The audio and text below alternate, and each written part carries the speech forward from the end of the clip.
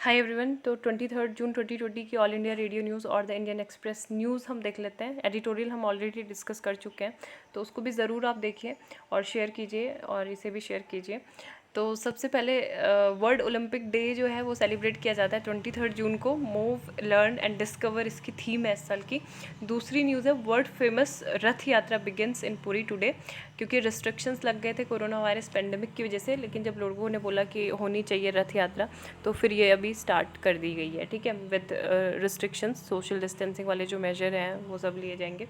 और Pahandi ritual position is also begin. The chariots of the lord Jagannath, Balabhadra and goddess Subhadra will be pulled only by the selective police officials will board the chariots at the Singhadwara facing towards the Gundicha temple. ठीक है, तो ये सब होगा। अब जो Jagannath Puri temple है, देखो जगन्नाथ जो होते हैं वो क्या है, उनको विष्णु का, ठीक है, लॉर्ड विष्णु का मतलब कृष्णा को ही बोलते हैं, लॉर्ड कृष्णा को बोलते हैं जगन्नाथ। तो विष्णु के जो क्या है 8वें अवतार है। ठीक है, तो अब ये क्या है, अपनी मतलब एक तरह से एनुअल जर्नी होती है इनकी टू हिज आंट्स, मतलब अपने आंट के यहाँ विजिट करते हैं अपने भाई बहन के साथ। ठीक है, तो ये बालभद्र बलराम हो गए और सुभद्रा इनकी बहन है। ठीक है, तो इनके साथ करते हैं। तो यहाँ पे जगन्नाथपुरी टेम्पल को यमनिका तीर्था कहा जाता है। According to the Hindu believes the power of Yama, क्योंकि आपको पता है कि जब भी मतलब मौत होती है तो यम दूत आता है, लेके जाता है ना। तो यमा जो है the god of death has been nullified. तो यहाँ पे वो नलिफाइड हो गए थे इन पुरी, क्योंकि यहाँ पे लॉर्ड जगन्नाथ की प्रेजेंस थी। ठीक है, अब जो टेम्पल है उसके 4 गेट हैं, जो अभी हमने यहाँ पढ़ा था ना, सिंह द्वारा फेसिंग टुवर्ड्स यहाँ पे ले जाया जाएगा। तो ये है eastern Singhadwar which is the main gate with 2 crouching lions, and southern Ashwadwar, western Vyaghra Dwara and northern Hasti Dwara. There is curving of each from at each gate. ठीक है, in front of the entrance stands the Aruna Stambha और सन पिलर इसे बोलते हैं, which was originally at the sun temple in Konark.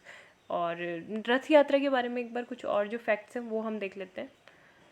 तो ये है it is associated lord Jagannath, lord Krishna and the festival also known as, यहाँ पे है गुंडीचा यात्रा, गोसा यात्रा, नवदीना यात्रा, Dasa Avatara Yatra and by a variety of other names.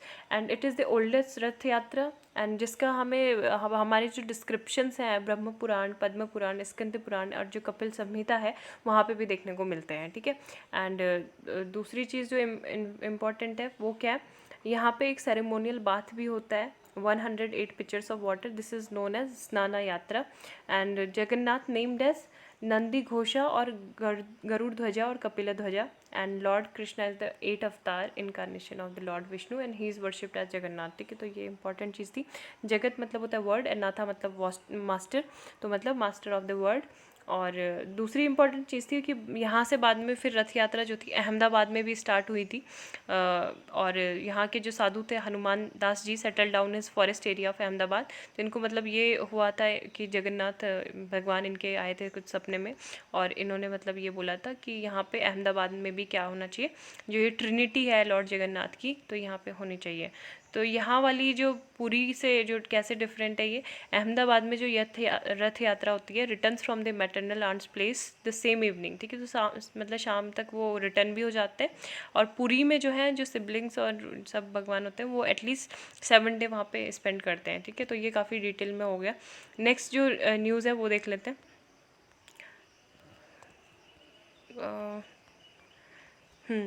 Defense Minister reaches Moscow Indo-Russia Defense Strategic Partnership to figure prominently during 3-day visit। ठीक है, तो वहाँ पे क्या होगी 24 जून कल को, मतलब एक 75th वहाँ पे उनकी विक्ट्री परेड भी होगी। ठीक है, तो उसमें भी हमारे जो इंडियन और चाइनीज़ जो काउंटर पार्ट है वो भी क्या करेंगे, मिलिट्री पर्सनल वो इसमें पार्टिसिपेट करेंगे। विक्ट्री परेड जो थी जहाँ जर्मनी नाजिज्म पे मतलब उनकी विक्ट्री है। ठीक है, USSR की, तो इसलिए वो है।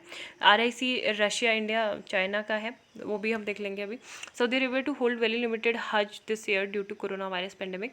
और PIB इंडिया से ये न्यूज़ लिया है। नीति आयोग ने कोलैबोरेशन किया है विद ITF। ITF क्या है, इंटरनेशनल ट्रांसपोर्ट फोरम। ये लॉन्च करेगा डीकार्बनाइजिंग ट्रांसपोर्ट इन इंडिया। ठीक है, वेंसडे को कल करेगा, with the intention to develop a pathway towards a low carbon transport system for India, and India has been a member. ठीक है, तो ये हम जो है इंटरनेशनल ट्रांसपोर्ट फोरम के मेंबर भी हैं। ये क्या है, इंटर गवर्नमेंटल ऑर्गेनाइजेशन है जो ट्रांसपोर्ट पॉलिसी के लिए है। इसका फॉर्मेशन कब हुआ था, 2008 में हुआ था, 2008 में।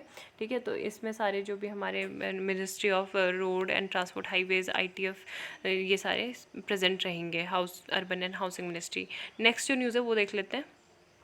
तो जो सेकंड मीटिंग हो रही है कॉप्स कमांडर्स के बीच में, वो दोबारा से हुई है। अभी अब ये आपको पता है कि जो लेफ्टिनेंट जनरल हरिंदर सिंह हैं और चाइनीज़ काउंटर पार्ट के थे, तो मतलब 6 जून के टाइम पे भी चली थी, लेकिन उसके बाद जो गैलवान रीजन है वहाँ पे ये स्टैंड ऑफ हो गया। और second meeting at Moldo Chushul border point. ठीक है, मोल्डो चुसुल बॉर्डर पॉइंट जो चाइनीज साइड ऑफ LAC है, अपोजिट टू चुसुल, तो वहाँ पे ये हो रही है। ठीक है, as with the previous meeting the agenda centered around the restoration of status quo ante on the LAC as of April, which means disengagement and de-escalation by both sides along the border. तो at least मतलब जो status quo एंटे है वो हमें मतलब वो China को मतलब रिस्टोर करना चाहिए, वो जैसा पहले था, एटलीस्ट जितनी हमारी थी बाउंड्री वो तो वो कर दें ना उस पर एग्रीमेंट। तो ये Rajnath Singh reaches Moscow, Jaishankar and Wang Yi meet today at RIC talks. ठीक है, तो RIC टॉक्स जो है रशिया इंडिया चाइना की टॉक्स होगी, वर्चुअल मीटिंग होनी थी। Will be participate in virtual meeting of foreign minister of Russia. ठीक है, S जयशंकर मतलब वर्चुअली पार्टिसिपेट करेंगे। और ये क्या है, this will be Jaishankar face to face meeting with Chinese counter for Wang Yi after Galwan incident, 20 Indian जहाँ पे हमारे शहीद हुए।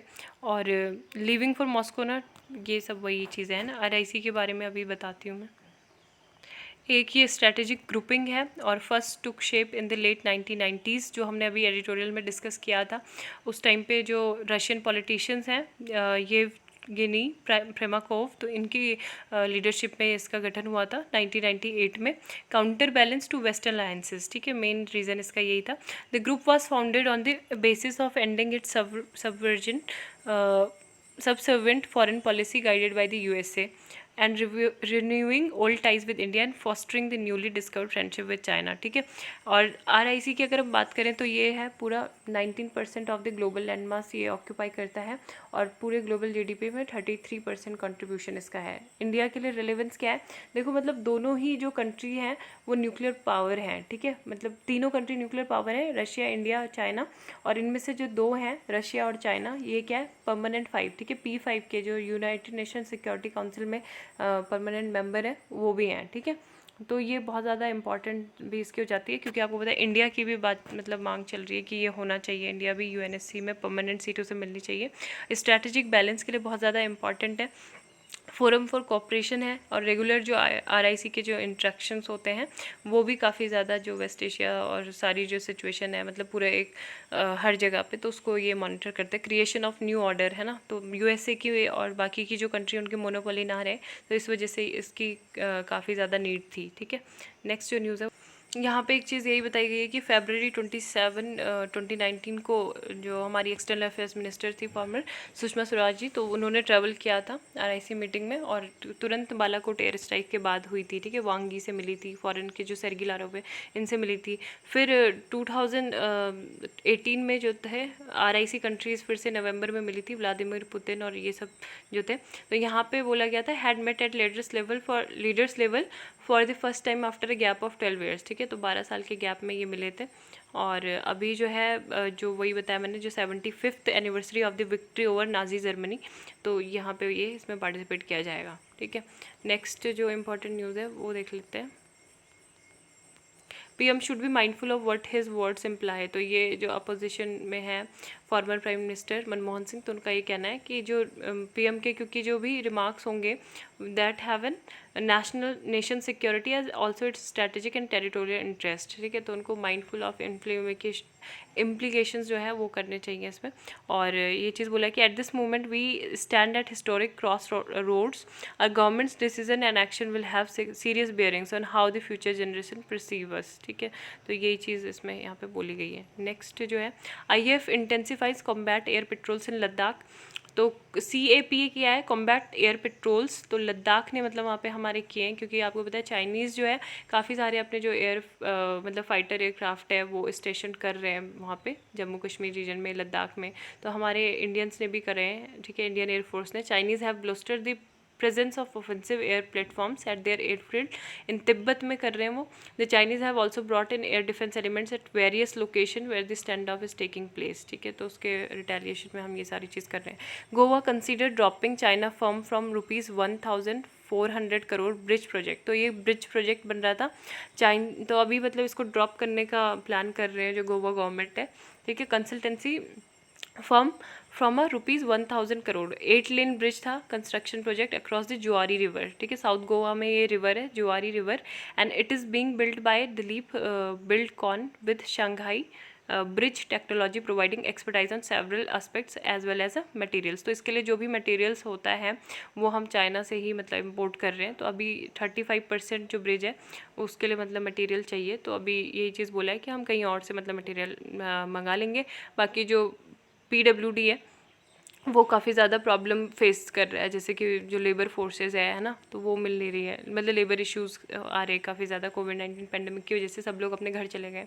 नेक्स्ट यहाँ पे है Jharkhand plans job guarantee scheme for urban poor. तो ये झारखंड की क्या स्कीम है, Mukhyamantri Shramik Yojana, likely to be at least 40% higher than ₹194 a day provided, ठीक है। जो मनरेगा है तो उससे 194 अ डे मतलब मिलेगा, और 40% ऑफ हायर, ठीक है, देन ₹194।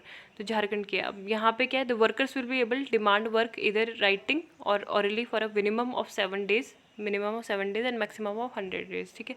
तो वो डिमांड कर सकते हैं। And the draft state that if a worker has a child of 5 years और less than a female worker will need to be employed, ठीक है, to take care of the child. और ये सारी बेसिक कम्युनिटीज़ मिलेगी। फिर दूसरी जो न्यूज़ है वो है राजस्थान अनाउंसेस इंदिरा रसोई योजना। तो ये बहुत इंपॉर्टेंट न्यूज़ है। इंदिरा रसोई योजना राजस्थान गवर्नमेंट ने अनाउंस की है अभी, और जो है इसमें हर व्यक्ति को मतलब क्या मिलेगा, 2 बार, एक दिन में 2 बार खाना मिलेगा, twice a day, will soon be made available to the poor and concessional rate under the state. तो इसको क्रिटिसाइज़ भी किया हुआ है जो former CM BJP leader Vasundhara Raje कि जो हमारी अन्नपूर्णा रसोई स्कीम है उसी का नाम बदल के आपने रख दिया है ना। तो इन्होंने ये बोला है कि Indira Gandhi was a great leader and the reason behind the creation of Bangladesh, she brought the green revolution, ठीक है। न्यूक्लियर टेस्ट भी किया था 1974 में पोखरण में, तो इस वजह से उनकी मेमोरी में ये डिसाइड किया कि इंदिरा रसोई योजना जो है started soon under the nobody will sleep hungry. तो ये है कि कोई भी भूखा नहीं सोएगा।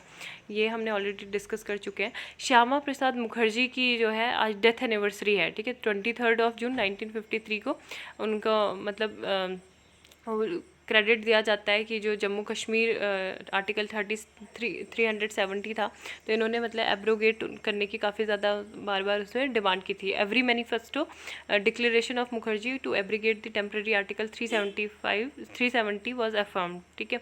और ये सब चीज़ें और मतलब वो क्या है, हाँ, तो यहाँ पे मतलब यही चीज़ बोला गया है कि Mukherjee made a significant contribution in the fields of education, politics, society and cultures, and he became a member of the Bengal legislative council 1929 में बने थे। यंगेस्ट वाइस चांसलर भी थे कैलकाटा यूनिवर्सिटी में 1934 से 1938, और उसके बाद फिनेंस मिनिस्टर भी बने थे उस टाइम पे, बंगाल प्रोविंस था वहाँ के, ठीक है। और फिर ये ऑल इंडिया हिंदू महासभा के भी प्रेजिडेंट बने थे, Mahabodhi society, royal Asiatic society और कॉन्स्टिट्यूंट असेंबली के मेंबर रहे थे। तो यही सारी चीज़ बोला जा रहा है कि इन्होंने मतलब नेहरू लियाकत एग्रीमेंट को उस मीनिंगलेस भी कहा था। और जून 23 को बोला जा रहा है कि the day of supreme sacrifice should be observed in the country as एक निशान एक विधान एक प्रधान डे, ठीक है। तो इनका जो भी मतलब नेशन के लिए सेक्रीफाइस किया वो करना चाहिए, मानना चाहिए। सेलिब्रेटिंग रतन लाल, तो रतन लाल के बारे में हमने अभी रिसेंटली पढ़ा था न्यूज़ में। तो ये winner of world food prize हैं, ठीक है, winner of world food prize. तो रतन लाल को अभी क्या मिला है, यूनाइटेड स्टेट्स के ये नेटिव है, has been awarded 2020 world food prize and he is one of the 8 persons of Indian origin to have receive the prize establish. ये नॉर्मन बोरलॉग के द्वारा 1987 में हुआ था इस्टेब्लिश, और Nobel prize peace prize winner है 1972 में इनको मिला था, जो hybridization of wheat and rice है, ठीक है, which led the green revolution in the mid 1960। एंड the world food prize is often described as the Nobel for research in food. तो ये इसको ऐसे डिस्क्राइब किया जाता है।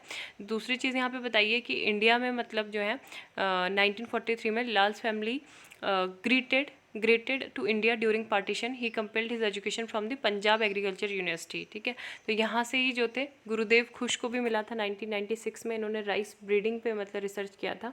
और अदर रेसिपेंट्स जो थे वो आपने MS स्वामीनाथन का नाम सुना ही है, वर्गीस कुरियन का नाम सुना है, रमनलाल बारवाले, सुरेंद्र वसल और मोदादुगु गुप्ता एंड संजय राजाराम। ठीक है, तो ये सारे इनके भी आप इन बारे में देख सकते हैं कि क्या क्या किसने किया था। स्वामीनाथन ने जो था vision transformed India from a begging bowl to bread basket.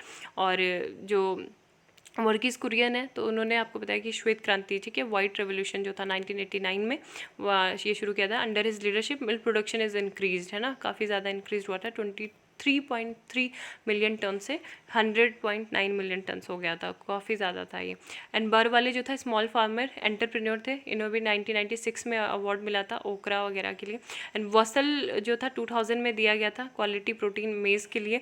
And Gupta received the award in 2005 for starting a blue revolution. ठीक है, और जो राजा राम है who won the prize of 2014, तो इन्होंने भी काफ़ी ज़्यादा मतलब जो था वीट ब्रीडिंग प्रोग्राम चलाया था, तो इस वजह से ये दिया गया था। नेक्स्ट जो इंपॉर्टेंट न्यूज़ है वो यहाँ पे इंडिया, चाइना और रशिया का ही रोल है। तो वही सारी चीज़ें कि मीटिंग हो रही है which will be the opportunity for external affair minister Jaishankar वांगी, है ना, कि हम मतलब वैसे तो देखो बातचीत नहीं कर रहे हैं, we are not talking to each other, but we are talking at each other, कि मतलब हम एक दूसरे के बारे में बात करें, एक दूसरे से बात नहीं कर रहे हैं, है ना। तो यही सारी चीज़ इसमें बोली गई है।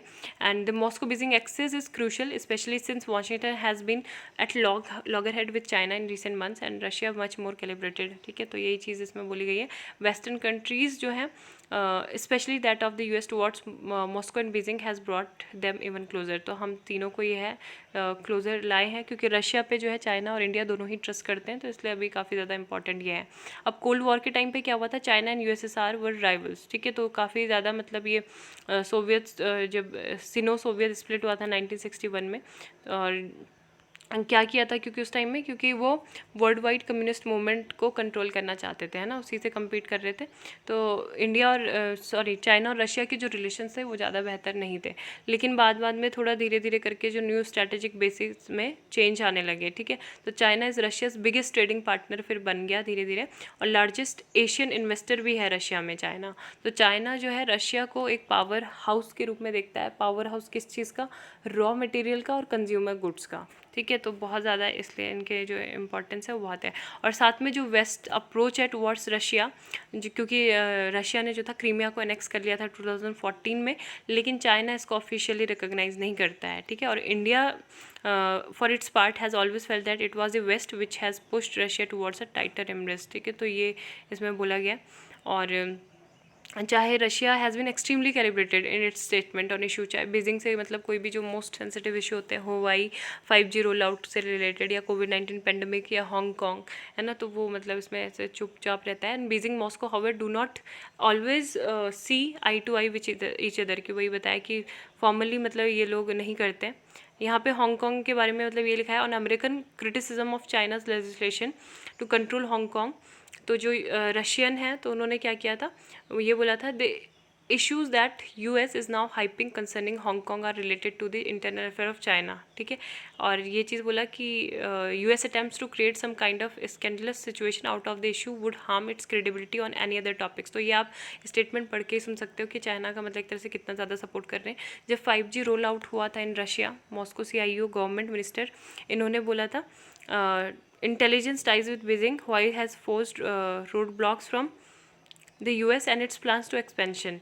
The Russian Federation has strict information security regulation which we always follow. तो ये चीज़ इन्होंने बोली थी। ठीक है, बाकी वही है कि अभी जो भी ये मीटिंग होगी उसमें बायलैटरल टॉक्स नहीं आएंगे एक दूसरे के देश में। और जो अभी हम क्या है, इंडिया और रशिया की अगर हम बात करें तो हम बल्क में डिफेंस इक्विपमेंट रशिया से लेते हैं ना। 60 to 70% ऑफ इंडियन जो सप्लाई है वो फ्रॉम रशिया से ही आता है, और रेगुलर और रिलायबल सप्लाईज़ है। और रशिया को मतलब हम ऐसे अपनी चॉइस नहीं है, वो हमारी एक वो नेसेसिटी है कि हमें ज़रूरी है वहाँ से मतलब जितना भी इम्पोर्ट है वो करना।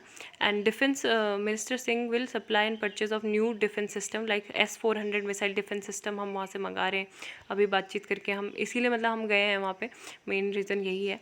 एंड रशिया पोजीशन जो डोकलम 2017 में था, काफ़ी ज़्यादा मतलब जो रशियन के डिप्लोमेट्स थे उन्होंने बीजिंग के डिप्लोमेट से बातचीत की थी चाइनीज़ गवर्नमेंट से उस टाइम पे। फिर 1962 में तो इन्होंने हमारा इतना सपोर्ट नहीं किया, लेकिन जब 1971 पाकिस्तान के साथ वॉर हुई थी तब रशिया ने सपोर्ट किया था टू बायलैटरल रिलेशन। तो यही सब है इसमें, ठीक है। नेक्स्ट जो ये यहाँ पे है, why high altitude warfare is challenging, how soldiers are train. तो ये काफ़ी ज़्यादा इंपॉर्टेंट आर्टिकल है। तो ये how is high altitude warfare fraud, तो ये चीज़ बोली गई है कि देखो बहुत ज़्यादा उनकी स्ट्रिक्ट जो ट्रेनिंग होती है हमारे जवानों की वहाँ पे की जाती है। Training is basic and advance training in mountaineering to make them equipped for mountain warfare, ठीक है।